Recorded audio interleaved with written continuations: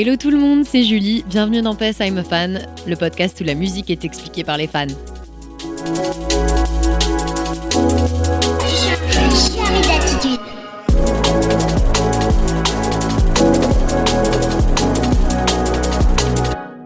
Hello tout le monde, je suis ravie de vous retrouver, c'est Julie, votre hôtesse. Bienvenue dans ce nouvel épisode de PS I'm a Fan. Aujourd'hui, on va aborder un sujet un peu plus orienté taf, toujours lié au fanatisme. Mais là, on va se poser la question de comment ça se passe en fait de bosser pour une entité ou un artiste dont on est fan. Je pense que ça a dû traverser l'esprit de pas mal d'entre nous, d'essayer de rêver de bosser pour tel artiste dont on aime tellement le travail, etc. Je dis pas pour tout le monde, mais je sais que ça, c'est dans la tête de pas mal de gens. Et pour parler de ça, j'ai fait appel à Jeanne qui a eu l'occasion de faire un stage chez Headbanger, label de référence de musique électronique fondé par Pedro Winter, qui compte des artistes que vous connaissez sûrement comme évidemment Justice, Cassius, DJ Mehdi, Mid, etc., etc. C'était une conversation ultra intéressante. On est allé assez loin aussi psychologiquement dans l'impact que ça a sur nous et parfois les choix qu'on doit faire. Donc j'espère que vous aimerez cet épisode et je vais vous laisser rencontrer Jeanne. Bisous! Hello Jeanne. Salut. Bienvenue chez moi. Bienvenue dans ce nouvel merci de m'accueillir. épisode. Ça me fait trop plaisir que tu aies accepté que tu sois grave. là. J'ai hâte d'entendre ce que tu as à dire. Parce qu'en vrai, c'est une expérience trop cool. Genre, tu as été du coup alternante ou stagiaire chez Headbanger ? J'étais stagiaire chez Headbanger. Stagiaire chez Headbanger. Et c'est assez fascinant. C'est le label de référence en termes d'électro.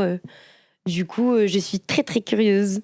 Et on va parler un peu du coup de comment ça se passe quand tu commences à travailler avec un artiste dont tu es fan, ou des artistes dont tu es fan. Comment on fait la part des choses, comment ça se passe dans sa tête et par rapport aux autres, même par rapport à l'artiste et tout. Donc si jamais en plus c'est un truc que vous voulez faire, c'est quand même cool d'écouter ce petit témoignage de Jeanne. Eh ben allez. Let's go.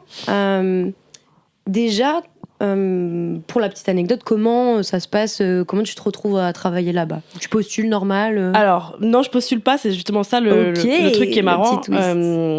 C'est donc à la base, moi je commence à travailler officiellement dans la musique en 2022, où je fais mon premier stage dans la musique à ce moment-là. Mm-hmm. Et donc je suis arrivée à Paris un an avant.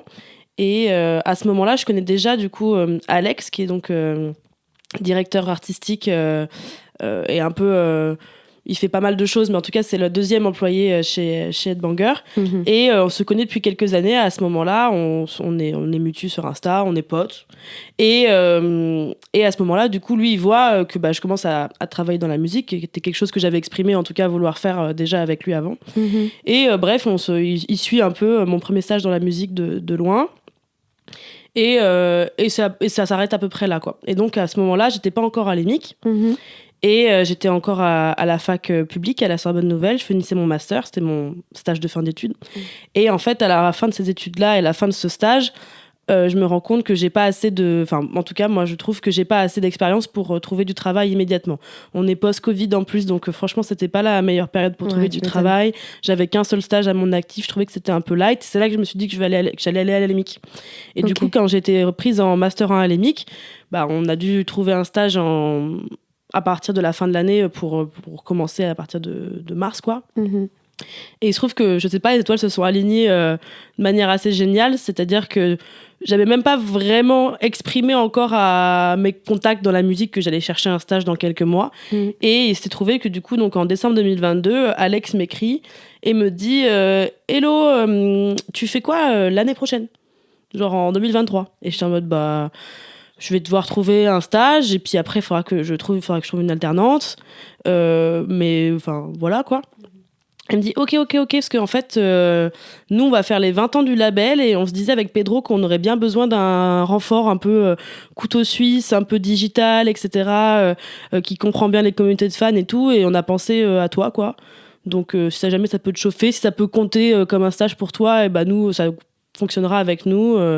Donc voilà, on peut peut-être s'en parler. Il faudrait que tu passes au bureau voir Pedro. Et voilà, donc j'ai pas postulé, il n'y avait pas d'offre. Trop bien. c'est juste le taf m'est un peu tombé dessus. C'est justement cette partie-là où, comme on se connaissait depuis longtemps, j'avais d'abord été en premier fan et c'est comme ça qu'on s'était connus en tout cas avec Pedro. Et du coup, on m'a proposé le job sans offre, quoi. Trop cool. Et donc j'ai commencé. C'est un flex. Ouais, c'est pas mal en vrai. Je vais le dire quand même. C'est-à-dire que vraiment, on m'a donné le taf, genre en mode on a pensé à toi, tu veux le taf? J'étais en mode je suis honorée et grave, quoi. Et du coup, j'ai commencé officiellement mi-mars 2023. Et avant ça, je suis allée à Londres faire la grosse soirée des 20 ans d'Headbanger qui était dans un club qui s'appelle Printworks, qui n'existe plus aujourd'hui. Okay. Et du coup, je me souviens, c'était un vendredi et je crois qu'on avait cours à l'école et j'avais demandé à notre directeur, en fait, on m'invite à venir à la soirée d'Headbanger à Londres. Donc bon, je sais que le stage commence dans 15 jours, mais j'aimerais bien pouvoir y aller et tout. Et donc notre directeur, il m'avait dit, pas de souci, on t'excuse la journée du vendredi, fonce, va faire... Merci Daniel. C'était Bernard. C'était Bernard, ouais. Pardon. Bernard, mais non, le best. Et du coup, j'ai pu partir alors que tout le monde allait en cours. Moi, vendredi, je suis allée prendre l'Eurostar et je suis partie faire la soirée à Londres. Donc, pour ceux qui savent pas, l'école, c'est l'EMIC, c'est l'école des industries musicales. Voilà, c'est juste la petite parenthèse. Et c'est l'école où on est diplômé, ça y est, Master 2. J'ai ton diplôme là, justement. C'est vrai, il faut que je récupère mon diplôme. Bref, du coup, t'es allée faire la soirée. T'as eu l'autorisation par J'ai eu Monsieur l'autorisation du directeur d'aller faire la soirée des 20 ans. Et donc, du coup, voilà, j'ai été en stage de mars à septembre, donc la grosse période qui comprenait pas mal d'événements autour des 20 ans du label, quoi. C'est cool comme pot de rentrée. Ouais, c'est clair. C'est là que j'ai rencontré du coup tous les gens avec qui j'ai bossé les 6 mois d'après, parce que du coup Headbanger est en lien évidemment avec Because. Oui. Et donc tous les gens avec qui j'allais bosser dans les 6 prochains mois, je les ai rencontrés dans un contexte hyper fun, parce que on était l'après-midi on était à Rough Trade, au disquaire, où il y avait un peu un DJ set et des signatures avec les artistes. Et le soir du coup à la soirée où est-ce que j'ai rencontré tous mes futurs collègues dans un cadre hyper festif. C'était trop une bonne façon de commencer ce taf, quoi. Tout le monde était content et tout, c'était super. C'est parce que c'est le plus dur en vrai en termes d'alchimie et de connexion avec tes collègues, genre. C'est clair. Pour être bien accueilli et pour être plus à l'aise dans les idées que tu vas proposer et tout, tu vois. De ouf. Donc trop cool. C'était dans ta tête, c'était aussi l'idée au début de travailler avec des personnes dont tu étais fan. Genre c'était un objectif. Alors c'était un objectif que je m'avouais pas forcément, en tout cas, mais qui avait un truc assez naturel dans le sens où j'étais en mode, moi j'aime la musique électronique et évidemment d'autres genres musicaux, mais c'est vrai que je me disais quand j'ai commencé à travailler dans la musique que ce serait vraiment génial de pouvoir travailler avec des artistes dont vraiment je kiffe la musique, voire dont je suis fan. Mais c'est vrai que Headbanger c'était pas forcément un objectif parce que pour moi c'était pas vraiment possible en fait, donc j'avais pas tu le mettais pas dans la case de possibilités pas du tout. Il y a des gens qui me disaient mais tu connais bien, peut-être que tu pourrais travailler genre en faire un stage là-bas et tout. Je suis en mode non, ils prennent pas de stagiaires et puis non quoi, genre je leur poserais même pas la question, genre j'apprécie que d'être amie avec Alex, de connaître de loin Pedro, et ça me va très bien comme ça. Et j'avais jamais envisagé l'idée de travailler au sein de mon label préféré, quoi.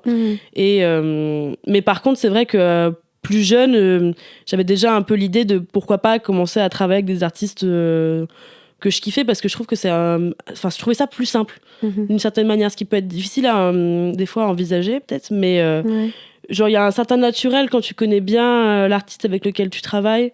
Et c'est vrai que dans la musique tu travailles pas forcément que des projets que t'aimes ou que tu connais bien, et par contre quand tu travailles des projets que tu aimes ou que tu connais bien, il y a une certaine facilité dans la conception des idées, du marketing, où tu te dis en fait c'est tellement naturel, tu le sais parce que tu le fais presque pour toi.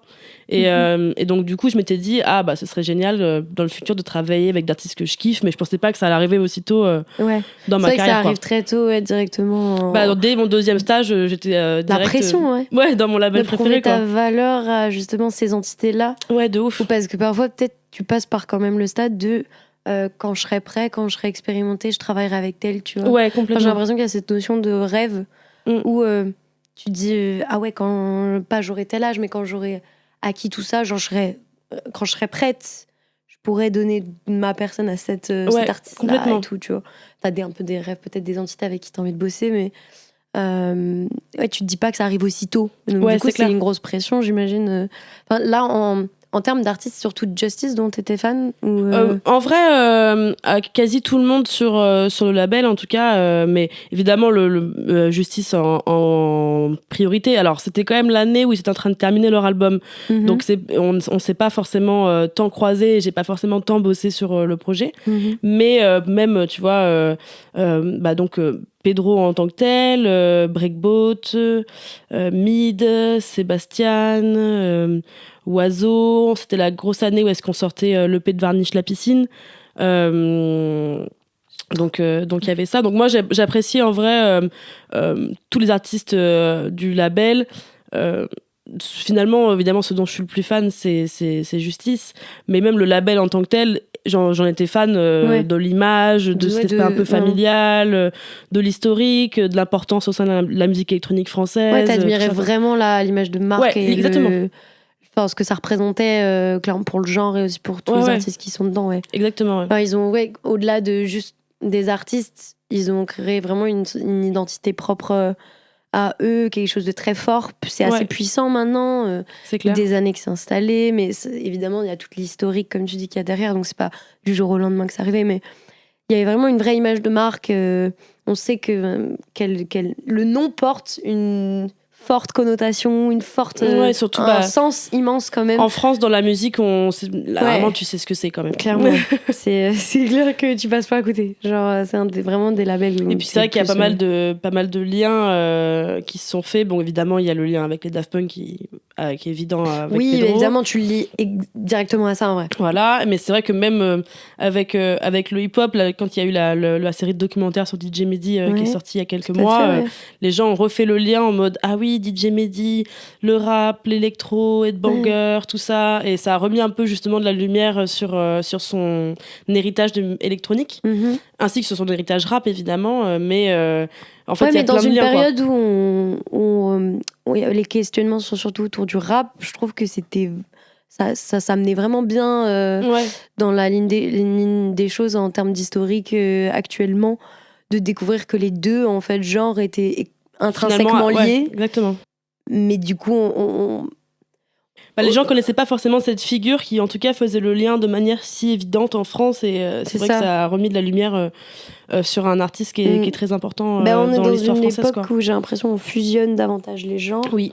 On est plus dans une période de genre alternatif. Et en fait, on se rend compte qu'il y a 20 ans, il y a un mec qui le faisait déjà, quoi. Ouais, c'est ça qui est assez fascinant. C'est de se rendre compte que finalement... quand on est un peu obsédé par quand ça a commencé ou quand ça c'est nouveau, ça il l'a inventé, en fait tu réalises que pas tellement. C'est ça. Je trouve qu'on est dans une période où on a l'impression d'avoir inventé des choses qui existaient déjà il y a super longtemps. Ouais, c'est clair. Mais qu'on a juste oublié ou qui n'étaient pas populaires à l'époque. Qui n'étaient pas forcément populaires. Voilà, en fait, les canaux étaient différents. Ouais, qui n'étaient juste pas populaires à l'époque. Les goûts n'étaient pas là, les refs n'étaient pas là. Ouais, complètement. Parce que clairement, parfois, c'est des tendances et parfois, c'est des effets qui sont pas vraiment sur la durée, qui sont pas sur du long terme. Mais bref, c'était super intéressant d'avoir ce lien entre électronique et rap. C'est ça, et c'est clairement, ça a remis de la lumière, en tout cas sur le label, où moi, je l'ai vu dans les semaines qui ont suivi, quand je me représentais avec des gens, et que je disais, dans ma carrière, j'ai fait ça, les gens étaient en mode « Ah oui, j'ai vu, j'en ai entendu parler dans le docu de Mehdi ». En fait, t'es là en mode, c'est quand même un label, effectivement, qui est populaire, nous, dans la musique, mais qui est quand même connu aussi hors de ça, dans un peu un truc de culture générale française où les gens ont quand même des fois entendu parler. Il y a eu plusieurs tubes qui sont issus du label que les gens connaissent bien, genre Cassius, I Love You So. Bien sûr. Le Breakboat Baby I'm Yours. Yes. Enfin voilà, il y a des morceaux qui sont un peu qui sont très la French Touch. La French Touch, des morceaux qui sont très connus, et donc c'est vrai que eux ils sont un peu le fer de lance de ça, qu'ils le veuillent ou non, et donc c'est vrai que ça a une belle en tout cas c'est une très belle ligne sur mon CV, ça c'est sûr, et quand j'en parle en général ça impressionne assez les gens quand même. Quand même, oui. Mais comme tu disais au début, en mode dans ta tête ils prenaient pas de stagiaire, et en vrai dans l'image, dans la musique, c'est vrai que on est tous un peu comme ça, genre on rêve un peu les yeux grands ouverts, les étoiles dans les yeux sur ce genre d'entité artistique, bosser avec, mais t'as des choses qui paraissent très inaccessibles, et Headbanger en fait partie en vrai. Ah ben c'est sûr. Genre mais de la meilleure des manières possibles, parce que c'est la définition un peu de cool, tu sais, c'est le truc où c'est cool d'y être, c'est clair. Et du coup, t'oses même pas le toucher, ce cool. Genre, ce cool est trop loin de moi de toute façon. Donc, c'est ça, en fait, l'admiration que tu peux porter.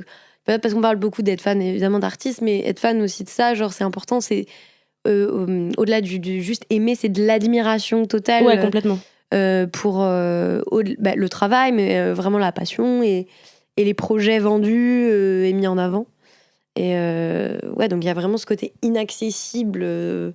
De rêve, un truc vraiment trop loin de toi pour pouvoir le toucher. Ouais, c'est ça. Non, hyper cool et impressionnant. Et qu'est-ce que ça fait quand tu touches ça, du coup quand t'arrives, je veux dire, t'as un peu la pression. Est-ce que t'as peut-être, en tant que fan, t'es dans quel mindset un peu, genre dans ton quotidien surtout au début, et je suis un peu en mode... c'est marrant quand même, qu'est-ce que je fais là, quoi. Genre syndrome de l'imposteur un peu. Complètement syndrome de l'imposteur au début, et j'étais en mode je veux bien entendre que voilà, je suis sympa et que j'ai des compétences et tout, il y a pas de souci, je suis d'accord avec ça. Mais t'es sympa. J'ai des compétences, mais c'est vrai que j'étais un peu à cette époque-là, voilà, comme je disais, je sors de mon premier stage.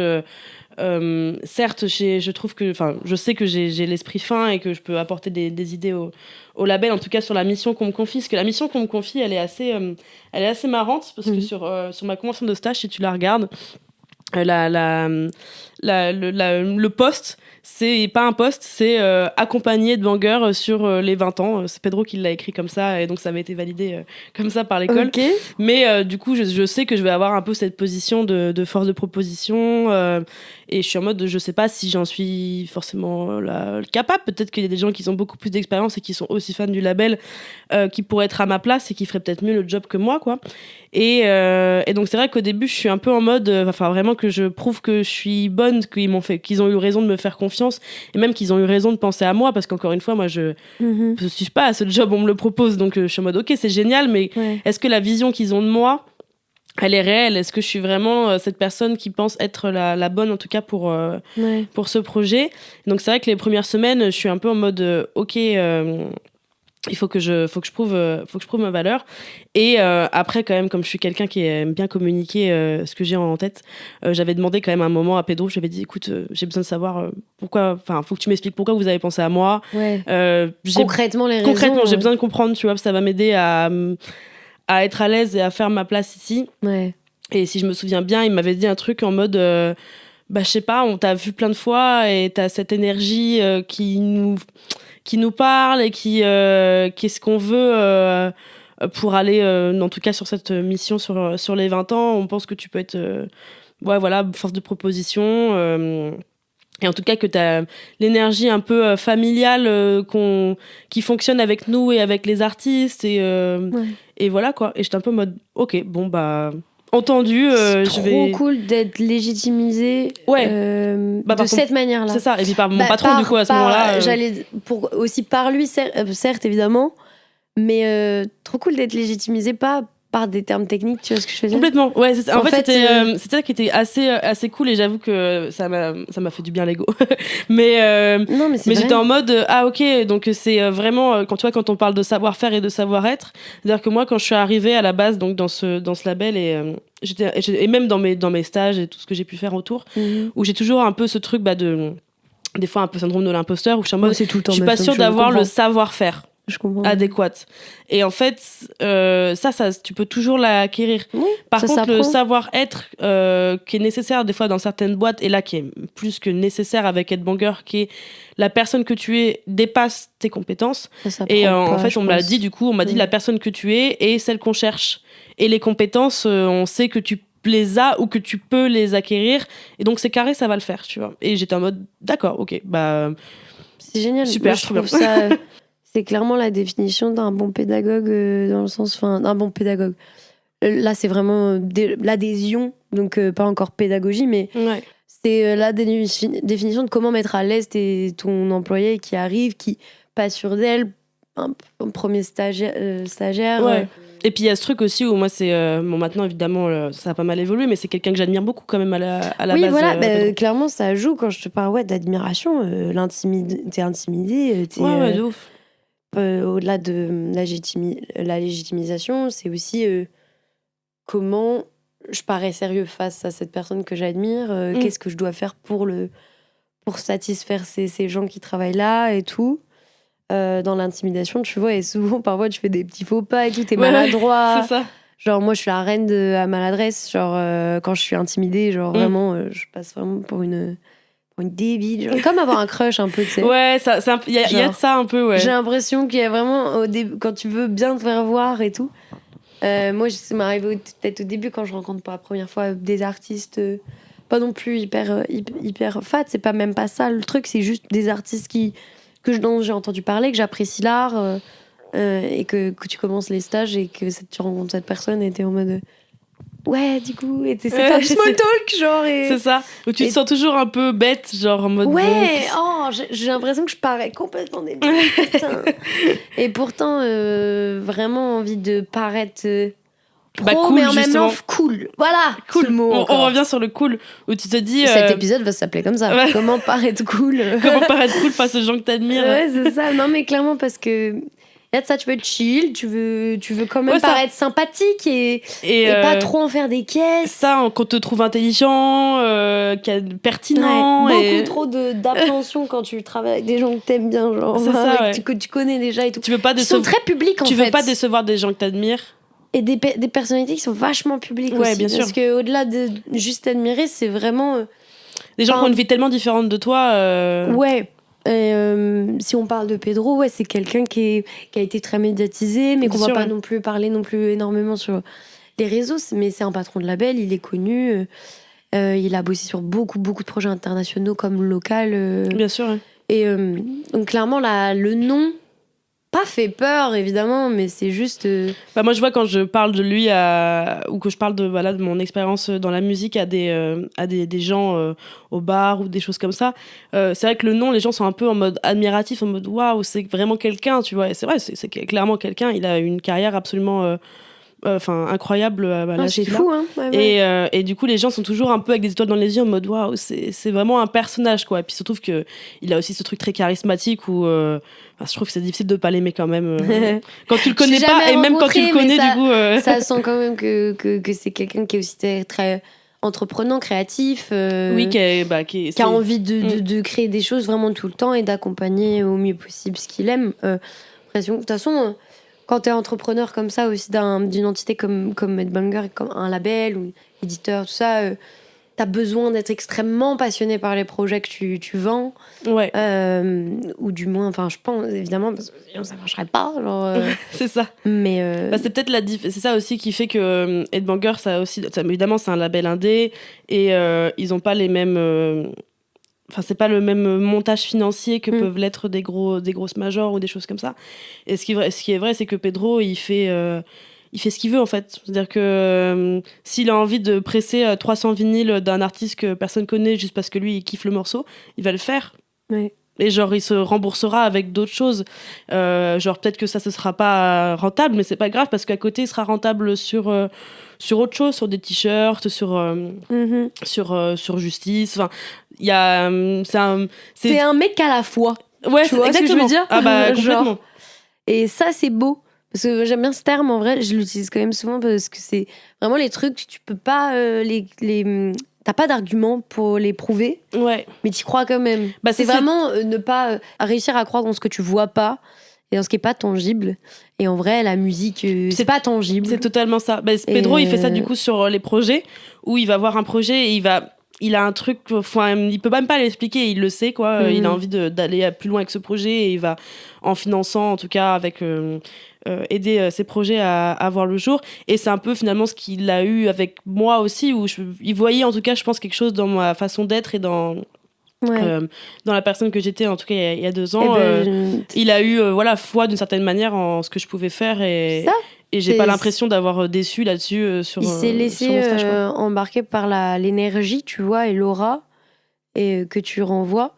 Et je trouve ça vraiment cool parce que dans un monde, on va pas partir non plus sur ce sujet, mais c'est vrai que dans un monde où en termes de recrutement, on n'arrête pas de nous dire qu'il faut maîtriser telle compétence et qu'il faut montrer absolument tout ce que tu sais faire et que on nous parle très peu finalement de ce que tu dégages. Genre, au-delà de la manière de savoir bien parler, tu peux très bien te présenter, mais être juste toi-même, sympathique, souriant ou genre chaleureux, tu vois, genre on se balance ces mots-là, mais dans un contexte, au final, en entretien qui est tellement pas naturel. Ouais, genre c'est en clair. vrai, genre c'est trop cool qu'on ait pu te rencontrer avant, pas dans ce milieu-là.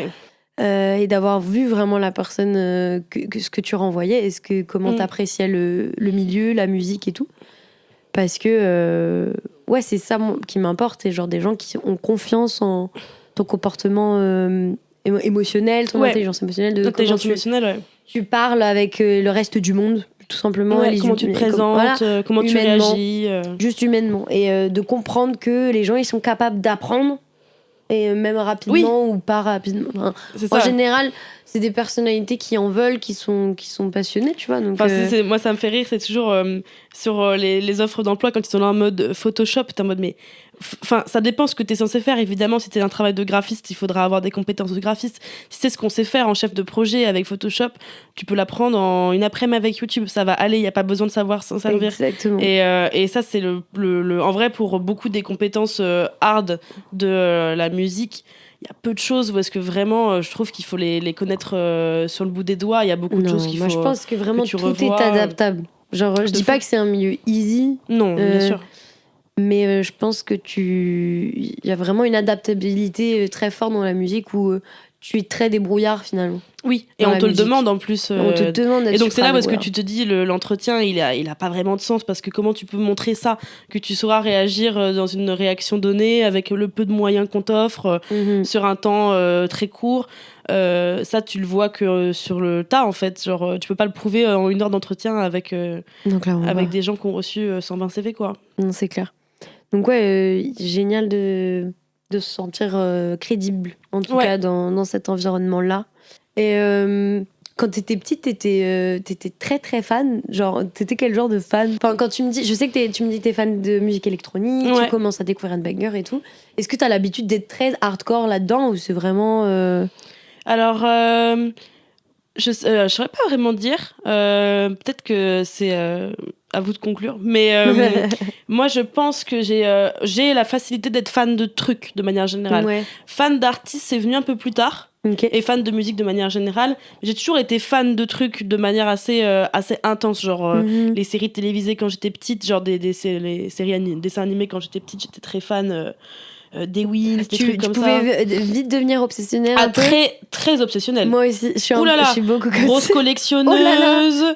Fallait pas louper le magazine qui sortait tous les mois. Enfin voilà, ce genre de trucs. Posters dans la chambre. Bien sûr. Ce genre de personnes, mais pas forcément avec des personnes. Ça, pendant une grande partie de ma vie, c'était du divertissement, des choses, des films, des Ouais. personnages de fiction, des choses comme ça. Ouais. La musique, ça vient un peu plus tard. Je pense que même les Daft Punk, tu vois, que j'ai toujours écouté, parce que moi ça me fait rire un peu les gens en France qui sont en mode je suis devenue fan des Daft Punk à 16 ans, mais je me dis mais comment c'est possible, ça a toujours fait partie de notre vie, de devenir plus fan. Ok, mais les gens qui sont en mode j'ai vraiment commencé à écouter à 16 ans, je fais t'es sûr, parce que moi j'ai l'impression qu'on a tous entendu Discovery quand on était petits, tu vois. C'est pas du tout un truc curieux quoi, c'est quand même vraiment c'était très généralisé quand même. C'était très généralisé. Moi à côté, je me rappelle avoir vu les clips quand j'étais toute petite, tu vois, et donc c'est vrai que je dirais pas que j'ai été d'abord par exemple fan de Daft Punk, parce que je pense que ça c'est venu beaucoup devenir vraiment fan et connaître des choses sur le groupe et tout,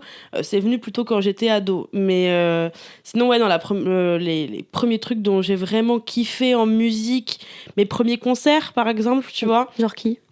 Mon premier concert officiel, je dirais que c'est Madeon du coup. Et quelques jours après, j'étais allée voir Imagine Dragons à l'époque. Oh my god! En 2015, c'était au Zénith de Paris, c'était sur leur 2e album. Et il faut dire que le premier et le 2e album d'Imagine Dragons, c'était des albums que j'avais beaucoup écoutés, que je kiffais. C'était bien en vrai, moi j'aimais bien. Moi, c'est mon fer de lance. Je veux qu'on défende les 2 premiers albums d'Imagine Dragons. Je veux que les gens arrêtent de trouver ça cringe. Genre, franchement, c'était cool de fou. Genre, il y a vraiment des morceaux si qui sont... t'écoutes cet épisode, c'est toi qu'on vise. Non, c'est ça, arrêtez de cracher sur Imagine Dragons, genre on s'en fout de ce qu'ils ont fait après, et d'ailleurs c'est même pas si mal, mais les 2 premiers albums ils étaient sympas. Et faites pas genre vous avez pas écouté Demons. Voilà, genre voilà, On Top of the World et tout, voilà. Bon, bref, mais donc du coup, ça c'est vrai que j'aimais bien, mais est-ce que j'étais vraiment à ce point fan? Genre j'ai jamais eu de poster dans ma chambre et tout, mais j'avais les 2 CD, tu vois, ce qui était un peu important quand même. Moi je considère que t'es fan à partir du moment où, enfin, t'as pas forcément besoin de matériel, de matériel, matos, non. Tu vois. Quand on parle de merch, quand tu fais l'effort d'aller voir. Voilà, en fait, déjà quand tu fais l'effort de te bouger les fesses pour aller voir la personne en concert. Ouais. Déjà, pour moi, t'es déjà fan. Et même quand tu te dis, tiens, j'ai envie d'aller écouter ça spécifiquement sur YouTube. Moi, c'est une époque où j'avais pas Spotify. Hein, j'étais encore à l'ancienne, genre à télécharger des trucs, à écouter sur YouTube et tout. Et donc de faire l'effort de ça j'aime bien, je vais aller écouter l'album en entier, tout machin. Ouais. Et après évidemment j'avais aussi un peu ça avec certaines pop stars où genre moi j'étais très fan de Rihanna. Et Rihanna que je suis allée voir en concert aussi en 2016 sur la tournée Anti. Et dont j'avais tous les CD, et pareil pour un peu Lady Gaga, des artistes comme ça. Mais c'est vrai que je me suis jamais considérée par exemple vraiment Little Monster, tu vois, genre la communauté de fans de Lady Gaga. Okay. Parce que je faisais pas parce que t'as l'impression qu'ils étaient un peu trop intenses. Non, même pas, c'est que j'étais même pas dans ces communautés-là. J'étais pas forcément présente dans les communautés sur Internet avant mes 14 ou mes 15 ans. Ouais. Et c'est vraiment quand je suis arrivée sur Twitter, par exemple, tu vois... Tout le monde un peu... tu te dis, en fait, les gens, ça fait partie de leur vie, ils en parlent tous les jours et tout, de ce truc particulier. Ça pouvait être des séries, ça pouvait être des artistes et tout. Ouais. Tu commences à connaître le fait qu'il y a des noms de fanbase, t'es en mode ah bon d'accord, les fans de ça s'appelle comme ça, t'es en mode ok d'accord, trop intéressant. Et c'est vrai que j'ai fait un peu l'expérience des communautés de fans voilà, quand je suis arrivée sur Twitter quand j'avais 15 ans et du coup les premiers trucs dont j'ai été fan, je pense quand même que ce sera Madeon là-dessus où voilà, j'avais précommandé. C'était la première fois de ma vie où j'ai précommandé un CD. Tu vois. Ça, c'est un donc step. J'étais au courant qu'il y avait un album qui sortait et j'avais envie de le précommander. Ça, c'est un step. Et la préco. Ouais, c'est ça, la préco quoi. T'es en mode là, je vais précommander le CD parce qu'il y a un truc en cadeau avec, tu vois. Et tu te dis bon ok, je vais précommander le CD du coup. C'est la première fois de ma vie que je le faisais et là je pense que ça a un peu marqué le tournant de ok, ça c'est plus un peu. Genre ça je suis très fan parce que j'ai envie de précommander le CD. Et sinon après je me souviens par exemple Flume quand son album Skin était sorti, c'était en 2016 si je dis pas de bêtises, en mai 2016, et je me souviens avoir voulu acheter l'album le jour où il est sorti à la Fnac, tu vois, t'es en mode j'ai envie d'aller acheter l'album le jour où il sort, tu vois. Okay, et là tu quand même là aussi il y a un level d'investissement où clairement tu peux te dire fan alert, c'est ça. Genre un petit lumière rouge de oui. J'aime bien. Là il y a clairement j'aime plus un truc. que bien. C'est ça ouais. Mais c'est du coup en termes de communauté de fans, c'est un truc qui te faisait pas peur en soi du coup. Non, c'est vrai que moi assez rapidement quand je suis arrivée sur Twitter, je sais pas, j'avais cette facilité un peu à discuter avec les gens. C'était une autre époque aussi, 2014 et tout. Il y avait. C'était pas le même monde Twitter en 2014 et Twitter aujourd'hui. Hein. Et franchement, j'ai de la peine pour les gens qui ont découvert il y a peu de temps cette plateforme parce que c'était tellement cool il y a 10 ans, genre. De fou. Hein. Tu parlais avec tout le monde. Enfin, c'était. Ouais, moi j'étais un compte fan. Hein. Ouais. J'étais un compte fan. Ouais, moi j'ai pas été, du coup j'ai jamais vraiment été un compte fan. J'ai eu un compte fan Teen Wolf et compte fan à One Direction. Genre c'était les 2 trucs quand je parlais de tes séries et tout. Teen Wolf, je suis allée à une convention, frère. Ouais, les trucs dans les hôtels là et tout. Ouais. Je suis allée à une convention. Je vois très bien. Voilà, donc j'étais vraiment au max. Et bref, mais du coup, j'ai eu 2 comptes fans sur Twitter. Enfin, pas 2, mais c'était le même compte. Mais si tu veux, j'ai eu ma phase Teen Wolf et qui était en même temps One Direction, clairement. Ouais. Mais genre, c'était les 2 sujets où je parlais le plus dessus, je pense. Ouais. Et clairement, les communautés de fans, c'est là que j'ai mes premiers contacts avec d'autres gens en ligne, quoi.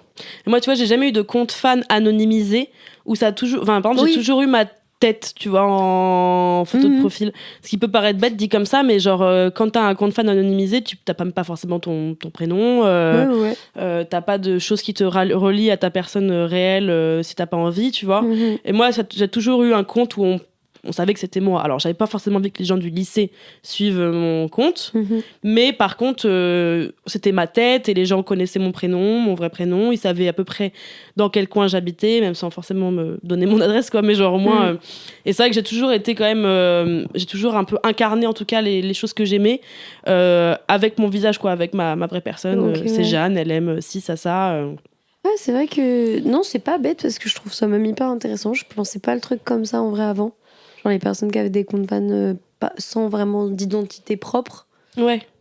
Et ça se fait encore. Ça se fait encore, hein, clairement. Sur TikTok, tu sais, il y a beaucoup de gens qui font des edits, tu vois, d'artistes. Un peu Surstrap edit, tu vois.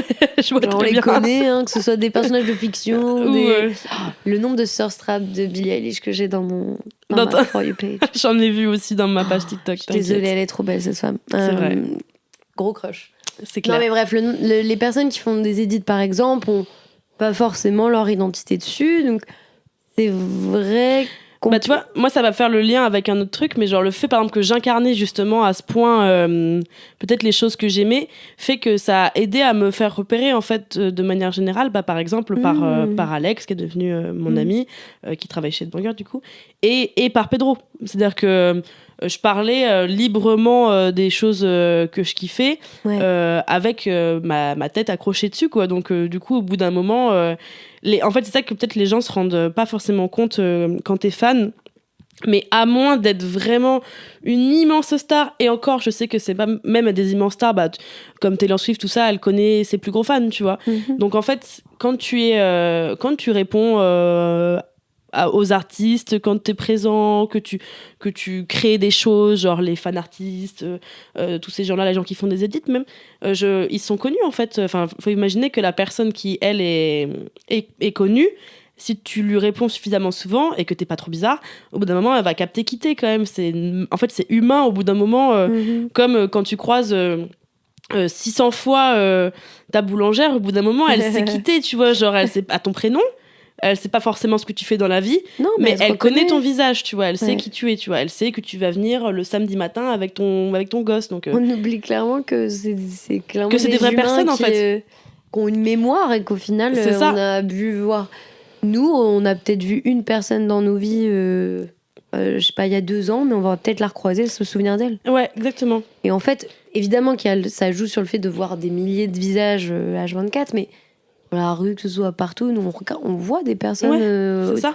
On voit peut-être pas la même quantité, et pas depuis la scène, mais c'est clairement juste des humains qui vont se rappellent, se rappellent, qui ça a un sens pour eux. Rencontrer des gens, c'est en tout cas, c'est avec le minimum d'empathie qu'ils doivent avoir en tant qu'être humain. Oui, c'est ça. Évidemment, tu peux pas forcément faire une généralité parce que tous les gens connus sont pas forcément comme ça. Ouais, mais moi, j'ai trouvé quand même que la plupart des gens que j'ai rencontré, avec qui j'ai travaillé, que j'ai rencontré, ils ont bonne mémoire quand même des gens qui vont en front row des concerts, des gens qui font des fan art, des gens qui répondent beaucoup dans les commentaires. Et en fait, moi je sais qu'en tout cas c'est un peu comme ça que je me suis fait connaître. Et en plus je l'ai pas fait exprès, ça a jamais été quelque chose que j'ai.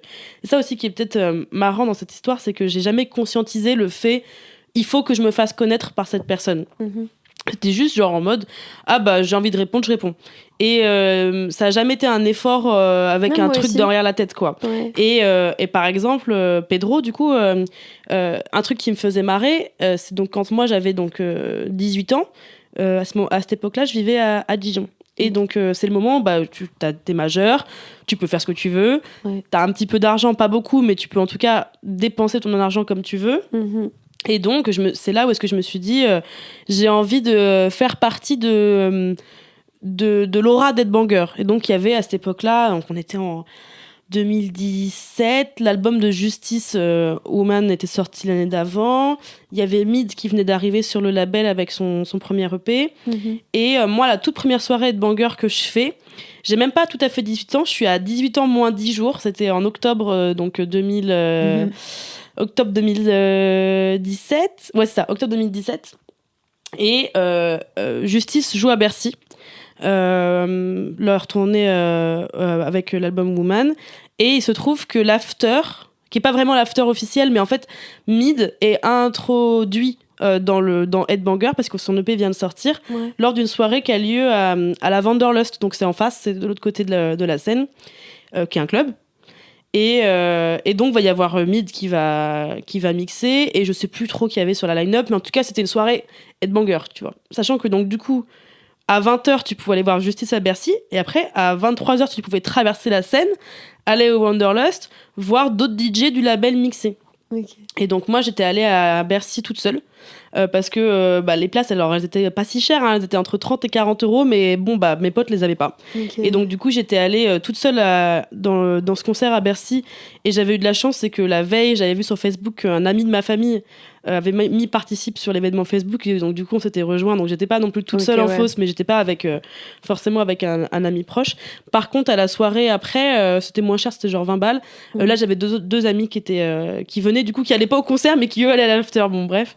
Et du coup, à cette soirée-là, c'est la première fois que j'ai rencontré Pedro et donc Gaspard, la moitié de Justice, où j'ai des photos avec eux qu'on avait fait ce jour-là. On les avait croisés du coup dans la boîte.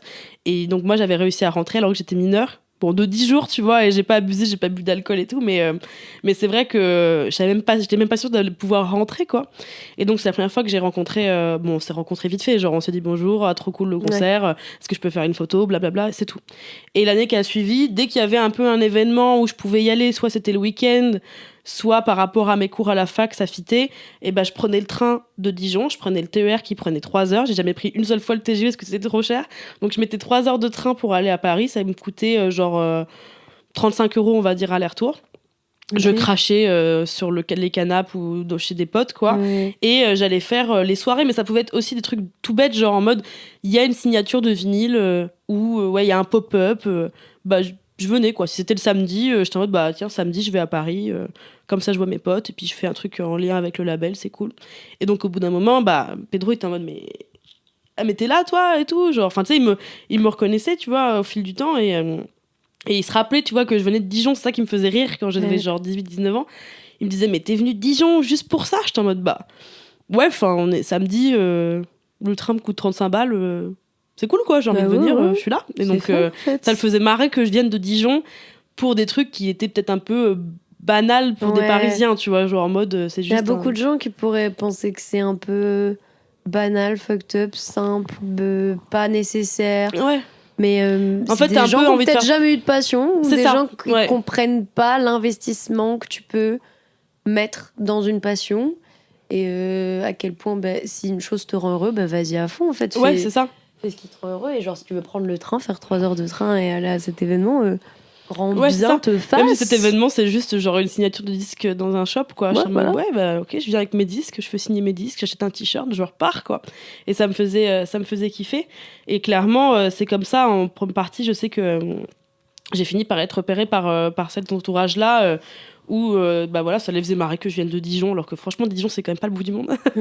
C'était pas du tout compliqué à faire comme événement. Je partais le vendredi soir, je rentrais le dimanche soir.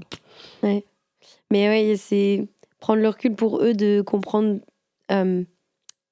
l'importance peut-être de ce qu'ils font, qu'il y ait des gens en fait qui soient déter dans les projets qu'ils font, évidemment, là où eux aussi ils ont besoin de cette légitimité, et le fait de voir des gens se pointer, c'est trop cool, ça touche, mais en même temps tu te dis les gens ils se déplacent, quoi. Ouais.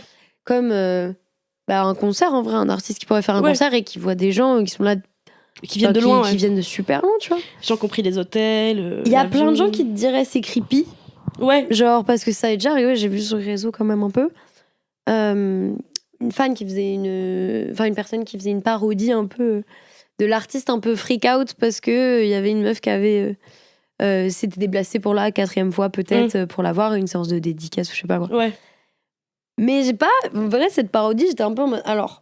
En vrai, de vrai, les artistes ne vivent pas comme ça de manière générale, ouais.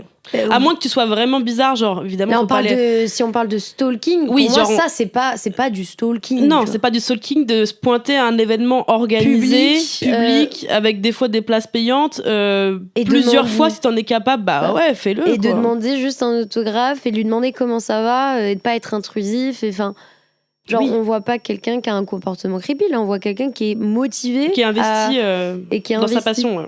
Et en fait, mais il y a pas mal de critiques qui pourraient te dire, qui arrivent pas à comprendre la profondeur du geste qui pour eux n'a pas de profondeur en fait, enfin qui n'est pas qui pourrait te dire putain c'est quoi cette vie, tu vois. Ouais, alors qu'en fait et en fait si, moi justement j'en suis heureuse, putain, si j'avais les thunes pour aller au concert d'artistes que j'aime ailleurs plusieurs fois, crois-moi je le ferais, genre. Ouais, c'est clair. Genre si je pouvais aller voir plusieurs fois Fred Again, en plus il est de Londres donc j'aurais ça serait même pas si compliqué, kiffé d'aller le voir à Londres dans son habitat naturel, tu vois. C'est ça. J'adore.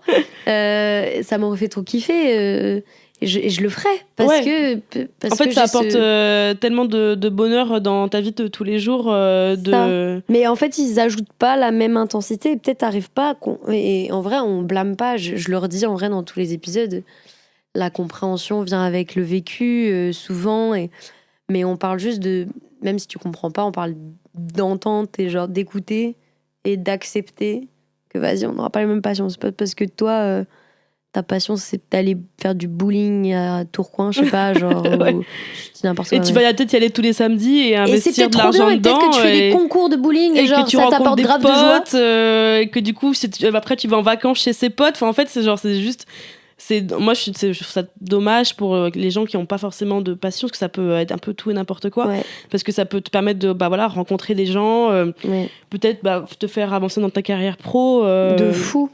En fait c'est ça, en fait j'aime bien comment t'en parles parce que tu vois vraiment le côté enfin je pense que c'est réel quand t'es fan, ça a toujours été une force pour moi. Ouais, je suis d'accord. Et dans le travail, mais il y a des gens qui pourraient le voir comme une faiblesse et genre et nous, si ça te fait pas galérer, enfin est-ce que ça te fait galérer dans certaines situations, est-ce que ça te fait pas galérer, est-ce que même ça t'aide à embellir cette musique, comment tu le vois toi?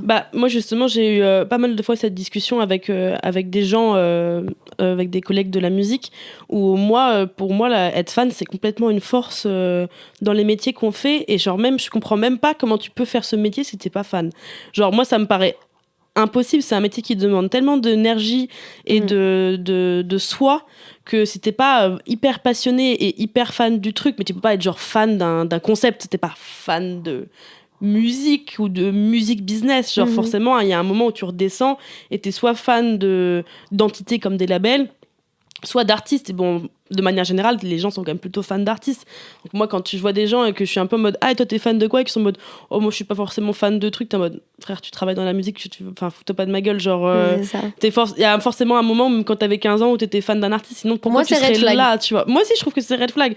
Genre, pourquoi t'essaies de mentir? Genre, c'est pas vrai. T'es forcément, à un moment donné, fan d'un artiste. Sinon, pourquoi t'as envie de bosser dans la musique? Ça a pas de sens. Pourquoi tu te mets sur ce piédestal de... Ah ouais, je suis plus haut que ça, moi. Je suis au-dessus de la fan culture. T'es en mode... Eh ben, grand bien t'en face, c'est dommage. C'est ça en fait, j'aime pas du tout la manière dont on peut voir la fan culture c'est pas toxique, mais genre en mode c'est ce truc un peu obsessionnel de j'écoute qu'une seule chose. En fait, il faut aussi ce fan qui n'est pas genre éclectique dans ce qu'ils écoutent. Oui, alors qu'en fait, plus t'es fan, en plus plus t'es fan de musique, plus t'écoutes de musique. Enfin pour moi ça va un peu de pair, quoi. Genre c'est pas parce que t'es la plus grande fan de Rihanna que t'as jamais écouté autre chose de ta vie que Rihanna. Justement, si tu passes je sais pas 4000 heures par an à écouter Rihanna, a priori du coup t'écoutes aussi même les artistes qui sont en feat avec elle, et puis même la personne la plus individualiste sur un artiste, elle écoute en vrai beaucoup de musique, donc en fait elle écoute plein de choses. Donc clairement, tu trouves que ça t'a vraiment aidé moi, en dans tout cas, ton travail à comprendre les autres fans, toi. C'est ça. Et puis moi je trouve que c'est un métier que, en fait, évidemment c'est de la musique, c'est de l'art, mais moi je trouve que c'est quand même quelque chose qui concerne les gens. C'est-à-dire que déjà les personnes qui font de la musique, c'est pas des robots, enfin encore aujourd'hui, on touche du bois. Ouais, mais les personnes qui font de la musique sont des humains qui ont des émotions et qui les partagent avec un art qui est de la musique, du coup. Exactement. Avec une forme d'expression qui est la musique. Et les gens qui la reçoivent sont des personnes qui ont aussi des émotions, qui voilà. Et en fait, nous, on est au milieu en tant que personnes qui travaillent dans la musique pour aider des gens qui veulent exprimer des choses, les exprimer à des gens qui ont envie de les recevoir. Et donc, en tant que fan, du coup, moi, je trouve que c'est la meilleure chose que tu peux apporter à un artiste, c'est de lui dire, écoute, Qu'est-ce qui pourrait faire plaisir aux gens ? C'est-à-dire que toi, ta musique, elle est là, super. Comment on la vend ? Comment on la fait, la partage aux gens ? Qu'est-ce qui peuvent leur faire plaisir ? Et moi, tu vois, c'était un peu le cœur de ma mission quand j'étais chez Headbanger, qui était en mode faire plaisir aux fans pour les 20 ans du label. Comment leur faire plaisir ? Et du coup, ma question, c'était en mode, qu'est-ce qui me ferait plaisir à moi ? Maintenant que c'est moi qui ai les mains dedans, qu'est-ce que je peux faire pour la moi parallèle qui n'est pas là ? Et ça rend le taf tellement la moi plus d'il y a 4 simple. ans qui aurait kiffé entendre parler de ça, par exemple, tu vois. Et donc, moi, j'avais les mains dans les archives, par exemple, du label, et je voyais des trucs, j'étais en mode, putain, c'est trop stylé. Genre, ça, faut qu'on le montre aux gens, parce que les gens kifferaient voir ça, tu vois. Et au même, genre, faire des cadeaux, tu vois, ou par exemple...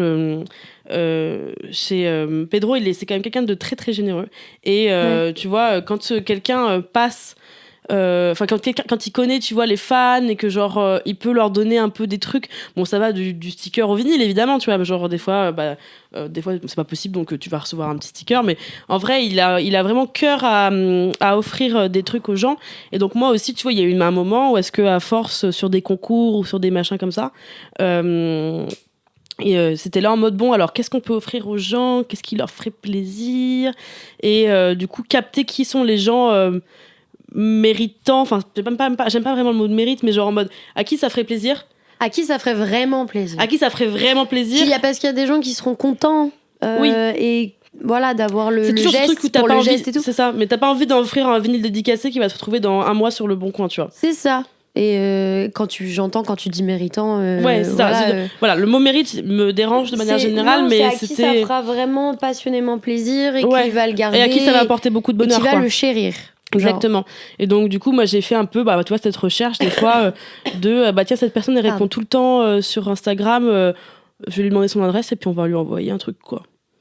Et donc les gens sont trop contents. Et en fait, c'est ça qu'on veut. Parce que c'est un énorme taf de s'occuper d'une communauté. Ouais, t'en as fait l'expérience. D'entreprendre, d'entretenir surtout une relation fan-artiste. Moi, je chéris beaucoup ce concept-là. Parce que je trouve qu'on est vachement dans cette période-là, là où la proximité n'était pas forcément là avant. Oui, les réseaux sociaux permettent ça. Permet davantage de proximité. Alors parfois, c'est pas la strate, mais... ça dépend évidemment de l'artiste que t'as avec toi, et même de la façon dont cette personne se sert elle-même de ses réseaux sociaux. Mais clairement, aujourd'hui, c'est d'ailleurs tout ce truc un peu de lien parasocial, du coup, des fois, que les gens peuvent avoir avec les artistes, que t'as l'impression vraiment de les connaître, alors que c'est ça, pas forcément. Et typiquement, je pense que je l'ai un peu avec Fred Again, tu vois. Ouais. J'ai la perspective de me dire, je ne le connais pas, il me montre ce qu'il veut me montrer. Bien sûr. Mais en même temps, quand tu t'es un peu mature, tu sais quand même les gens, tu peux deviner dans la façon dont ils se présentent sur les réseaux. Bien sûr. Après, qui sont quand même, genre, tu as une petite connaissance, en tout cas, tu vas pas genre tomber des nues, tu vas sur les valeurs, sur les machins comme ça. Juste dans ta vie personnelle, t'es en mode, ok, je vais éviter d'être trop naïve non plus, tu vois. Mais j'apprécie en fait avoir cette opinion, en tout cas, ou cette perspective que j'ai de lui, cette appréciation que j'ai, parce qu'il est très proche de ses fans. C'est aussi pour ça en fait que je suis fan, tu vois ce que je veux dire. Bien sûr. Ça fait complètement la substance pour moi, pourquoi j'aime sa musique. Il y a j'aime sa musique, et il y a j'aime aussi la personne que je pense être derrière cette musique. De ce qu'il montre, en fait, j'aime le personnage. Bien sûr. Et c'est complètement dans son entité artistique, tu vois, c'est que c'est une partie intégrante d'eux. Là où d'autres personnes où tu connais que dalle sur eux, ça fait pas partie de leur identité artistique de savoir quel personnage ils sont quotidiennement, tu vois, peut-être. Mais ça fait partie de la musique de Fred Again. Donc c'est un truc que t'enlèves pas. C'est indissociable. Complètement. Et moi, tu vois, c'est ce qui est assez marrant, qui est le contre-exemple parfait, c'est trop marrant que Daft Punk ait été un aussi gros groupe, tu vois. Parce que dans le monde actuel, des gens qui montrent pas leur visage, dont on sait rien d'eux, qui font pas d'interviews, etc. et tout, aujourd'hui, je trouve que les gens ont plus de mal, du coup, à se lier avec ces personnes-là. Alors évidemment, la musique restera toujours la musique qu'elle est, et elle est impressionnante. Mais c'est vrai qu'aujourd'hui, tu vois, si tu viens me voir avec un projet en me disant je vais être je vais être masquée, etc. Et que t'es au début de ta carrière, je serais là un peu en mode oh là là, ça va être compliqué de rendre les gens accros à ce projet, quoi. Parce que t'as besoin de ce lien parasocial et t'as besoin de l'entretenir, tu vois, aussi en étant visible, présent, en racontant des choses, en partageant des choses que tu aimes aussi. Comme tu dis, d'être présent, c'est un très bon mot. Présent pour les fans, tu vois, et de répondre toujours. En tout cas, évidemment, t'as ton temps à toi, mais genre être présent pour eux, c'est important de fou. Et parfois, on le néglige un peu, genre. On fait du contenu pour mettre en avant la musique. On se dit ça va être trop bien. Et oui, mais on oublie un peu juste l'entretien de l'échange social avec eux, tu vois. Ouais, complètement. Genre, je dis moi, je m'inclus dedans. Parce que je le suis, c'est exactement pour ça que ce podcast existe aussi. Et du coup, j'en viens à ma question. Quand parfois t'entends certains pros, tu vois, qui disent souvent cette phrase, genre j'étais fan et maintenant je bosse pour eux, c'est ouf, tu vois. Ouais. Et comme si c'était un peu l'étape suivante dans leur vie, comme si la phase fan était un peu passée, tu vois. Ouais. Et comment tu l'as ressenti comme ça, voilà, Bien sûr. Bon alors évidemment il y a c'est une sorte de nouveau statut. Oui, c'est ça, c'est-à-dire que c'est un peu un nouveau statut et où moi par exemple, tu vois, je suis assez contente finalement d'avoir été à Headbanger à cette période-là qui était donc juste avant le début de la campagne autour de Justice. Ce qui fait que j'ai eu la chance, tu vois, d'entendre un peu des snippets, des morceaux pas tout à fait finis, etc. et tout. Mais franchement, je pense que j'aurais pas aimé entendre l'album.